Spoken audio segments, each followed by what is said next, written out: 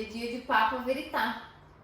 E pensando no assunto que a gente concluiu aquele dia, né? Nós concluímos no último vídeo sobre o pessoal ligar, pedir limpeza, não querer consulta, né? Eu resolvi contar uma história hoje. O nosso Papo Veritá de hoje vai ser de contar história. Nós recebemos em fevereiro um paciente para comprar uma limpeza, né?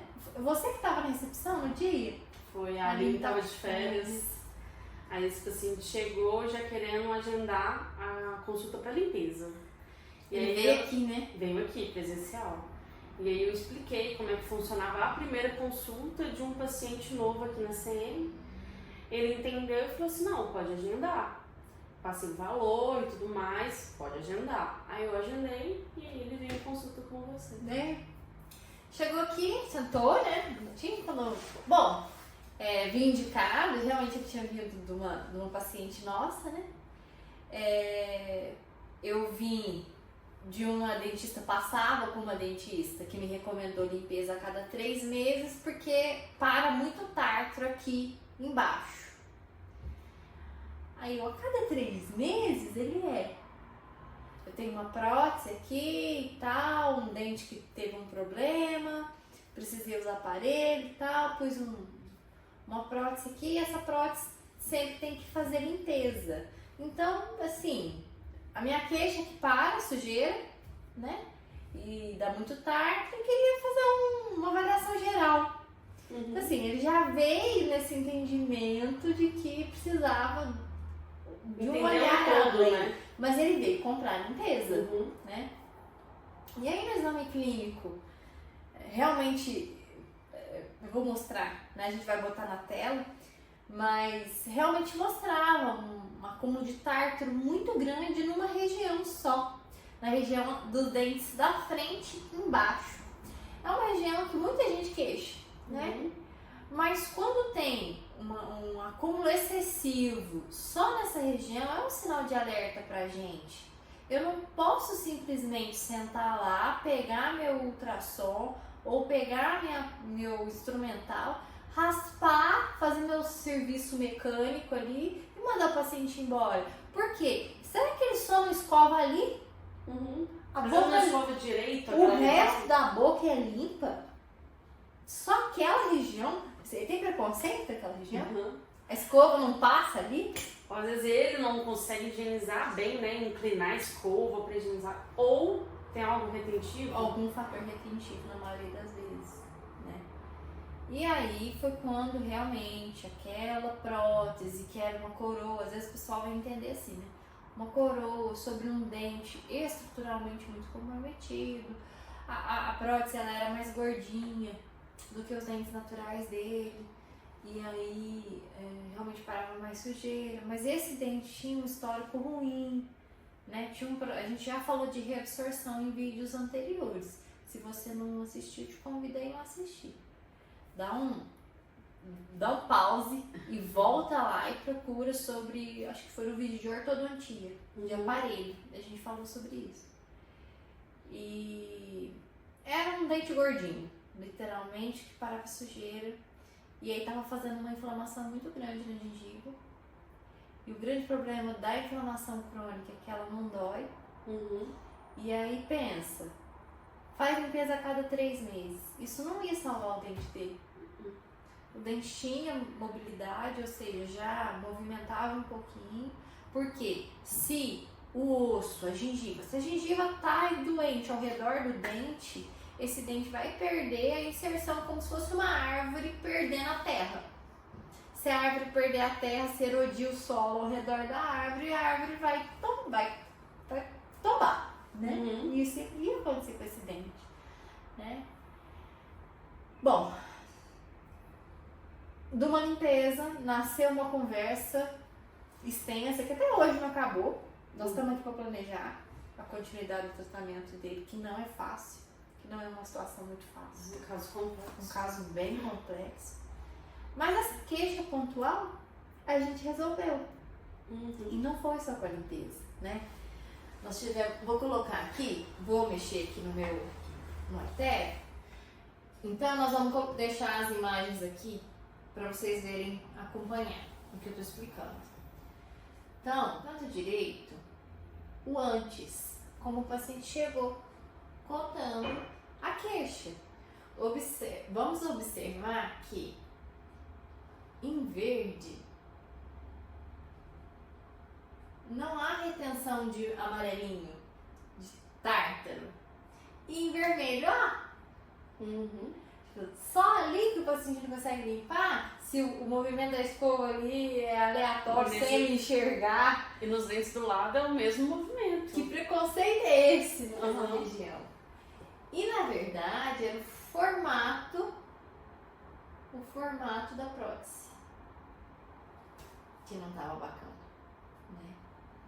Então, numa análise comparativa no vídeo, no canto superior direito aqui, a gente vê como a gengiva estava se comportando com a presença de uma prótese mal adaptada, né? E depois, quando a gente trocou a prótese, como que essa gengiva se comportou e o paciente consegue limpar bonitinho. É porque ali ele vai mostrando pra gente, ele vai pulando. Onde tá aparecendo em azul é a data da imagem que ele tá mostrando.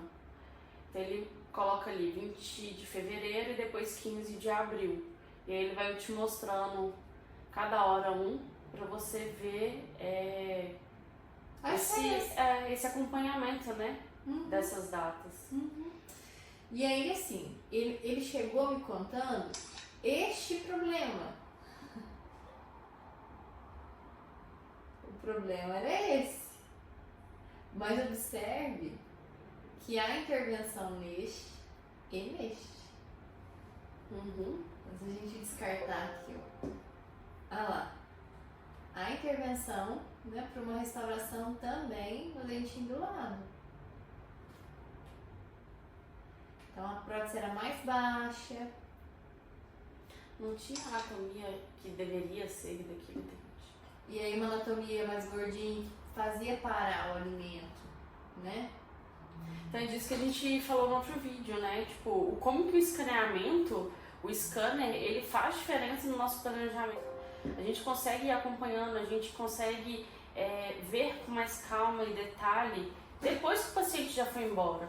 Então a gente faz essa análise, planeja e aí a gente intervém ali fazendo os procedimentos. Quando esse paciente foi embora, a primeira coisa que eu fiz foi, junto com o meu laboratório, meu protético, analisar a situação. Né? E quando eu analisei, eu vi que o espaço que tinha para fazer a prótese, por exemplo, a hora que tirasse a prótese antiga, né, era maior do que o espaço da anatomia daquele dente.